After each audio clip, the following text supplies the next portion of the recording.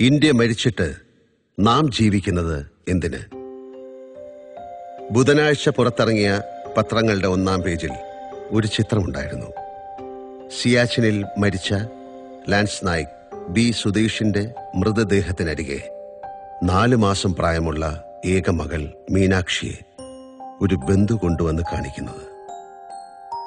മകളെ ഒരു തവണ പോലും കാണാതെയാണ് സുധീഷ് യാത്രയായത്. അതേ പത്രത്തിലെ മറ്റു പേജുകളിലെ വാർത്തകളും ഞാൻ വായിച്ചു നോക്കി. സർവകലാശാലകളിൽ രാജ്യസ്നേഹത്തെ ചൊല്ലി തല്ല്, നിയമസഭയിൽ ബഹളം, പാർലമെന്റിൽ ബഹളം, രാഷ്ട്രീയ കൊലപാതകം, ബാർക്കോഴ, അടുത്ത തെരഞ്ഞെടുപ്പിനുള്ള അടവ് നയങ്ങൾ. എനിക്ക് ഒരേ സമയം അതിയായ ദുഃഖവും ലജ്ജയും തോന്നി.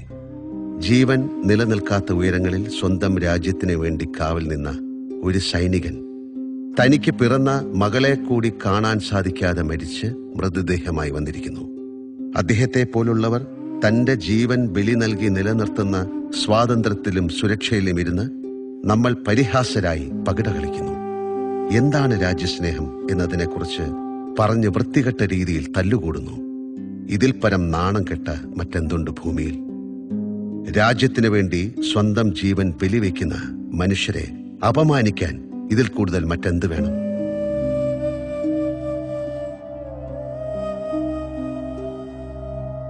സിയാച്ചിൻ സന്ദർശിക്കാൻ എനിക്ക് ഒരിക്കൽ പട്ടാളത്തിന്റെ ക്ഷണമുണ്ടായതാണ്.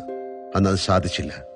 അവിടുത്തെ പ്രകൃതിയും അതിനോട് മല്ലിട്ട് മാതൃരാജ്യത്തിന് വേണ്ടി നിൽക്കുന്ന അതിധീരരുടെ ജീവിതവും കാണണം എന്ന് ഇപ്പോഴും എനിക്ക് ആഗ്രഹമുണ്ട്. മകരമാസത്തിൽ മഞ്ഞിറങ്ങിയാൽ 10 മണിവരെ കമ്പിളിയിൽ സസുഖം കിടന്നുറങ്ങുന്നവരാണ് നമ്മൾ. നമുക്ക് പല്ല് തേക്കാൻ മുതൽ കുളിക്കാൻ വരെ ചൂടുവെള്ളം തരാൻ കുളിമുറികളിൽ ഗീസറുണ്ട്. അതിനുശേഷമാണ് നാം സർവകലാശാലകളിലും ഓഫീസുകളിലും പൊതുസ്ഥലത്തുമെല്ലാം എത്തുന്നത്. എന്നിട്ടാണ് നാം ചർച്ചകൾ നടത്തുന്നത്, സമരങ്ങൾ സംഘടിപ്പിക്കുന്നത്, കല്ലെറിയുന്നത്, പട്ടാളത്തെ തെറി പറയുന്നത്, അവരെ സംശയിക്കുന്നത്, രാജ്യദ്രോഹികളെ ആവിഷ്കാര സ്വാതന്ത്ര്യത്തിന്റെ ആളുകളായി ചിത്രീകരിക്കുന്നത്. രാത്രി തണുപ്പിനെ മറികടക്കാൻ നമുക്ക് ഒരു ഫയർ സൈഡോ വിസ്കിയോ വേണം. അവിടെ ഇരുന്നും നാം ഘോരഘോരം ചർച്ച ചെയ്യും. എന്നിട്ട് വയർ നിറച്ചുണ്ട് വീണ്ടും കമ്പിലി വലിച്ച് മേലിട്ട് മതിമറന്നുറങ്ങും. അപ്പോഴെല്ലാം അങ്ങ് മുകളിൽ കൈയൊന്നുയർത്തിയാൽ ആകാശത്തിലെ മേഘങ്ങളിൽ തൊടുന്ന സ്ഥലത്ത് സ്വന്തം ഉടൽ മൂടി പൊതിഞ്ഞ് കൃത്യമായി ഭക്ഷണം കഴിക്കാനോ നിത്യകർമ്മങ്ങൾ ചെയ്യാൻ പോലുമോ ആകാതെ ഉറക്കമില്ലാതെ ഭ്രാന്ത് പിടിപ്പിക്കുന്ന ഏകാന്തതയിൽ ഹനുമന്തപ്പമാരും സുധീഷ്മാരും ഏകാഗ്രരായി നിൽക്കുന്നുണ്ട്, ഏതു സമയവും മരണത്തെ തൊട്ടുകൊണ്ട്. അപ്പോഴും അവരുടെ മനസ്സിൽ അങ്ങ് ദൂരെ വീട്ടിൽ പിറന്ന താൻ ഇതുവരെ കാണാത്ത മകളെക്കുറിച്ചുള്ള ആലോചനകളായിരിക്കും. രോഗിയായ അമ്മയെയും താൻ ഇല്ലാത്തതുകൊണ്ട് തളർന്ന് തനിച്ച് ജീവിക്കുന്ന ഭാര്യയെയും കുറിച്ചുള്ള ആധിയായിരിക്കും. അവരുടെ കീറി മുറിഞ്ഞ ഈ ആത്മാവിന് തീയിട്ടുകൊണ്ടാണ് നാം കുളിര് കായുന്നത്. ഓരോ ദിവസങ്ങളിലും മരവിപ്പിന്റെ മലമുടികൾ ഇറങ്ങി വരുന്ന അവരുടെ മൃതദേഹത്തിൽ ചവിട്ടി നിന്നുകൊണ്ടാണ് നാം സ്വാതന്ത്ര്യത്തിന്റെയും ആവിഷ്കാര സ്വാതന്ത്ര്യ ചർച്ചകളുടെയും നൃത്തമാടുന്നത്. ഈ മഹാപാപത്തിന് കാലം മാപ്പ് തരുമോ? ഇന്ത്യൻ സൈനികർ സിയാച്ചിനിലെ മഞ്ഞുപാളിയിൽ മറഞ്ഞുപോയപ്പോൾ അവരെ രക്ഷിക്കാൻ പാകിസ്ഥാൻ സൈനികർ സഹായ വാഗ്ദാനം ചെയ്തു എന്ന് പത്രത്തിൽ കണ്ടിരുന്നു. ശത്രു നൽകിയ സ്നേഹവും ആദരവും പോലും നാം നമ്മുടെ സൈനികർക്ക് നൽകിയോ? പൗരന്റെ രാജ്യസ്നേഹം എന്നത് അമ്മയും മക്കളും തമ്മിലുള്ള ബന്ധം പോലെ തന്നെയാണ്. വളർത്തി വലുതാക്കിയ അമ്മയെ തള്ളിപ്പറയുകയും അവരെ വഴിയിൽ ഉപേക്ഷിക്കുകയും ചെയ്യുന്ന മക്കളെ സമൂഹം ഏത് നിലയിലാണ് കാണുന്നത്? അവരെക്കുറിച്ചുള്ള നമ്മുടെ മതിപ്പ് എത്രയാണ്? അതുപോലെ തന്നെയാണ് ജനിച്ച രാജ്യത്തോടുള്ള പൗരന്റെ മനോഭാവവും. രാജ്യമെന്നത് നാം ചവിട്ടി നിൽക്കുന്ന ഈ മണ്ണാണ്. നമുക്ക് തലയ്ക്ക് മുകളിലുള്ള ആകാശമാണ്. ശ്വസിക്കുന്ന വായുവും കുടിക്കുന്ന ജലവുമാണ്. നാം കൊള്ളുന്ന മഴയും വെയിലും മഞ്ഞുമാണ്. ഒടുവിൽ നാം മരിച്ചിറങ്ങിക്കിടക്കേണ്ട വെന്തലിയേണ്ട മണ്ണടരുകളാണ്.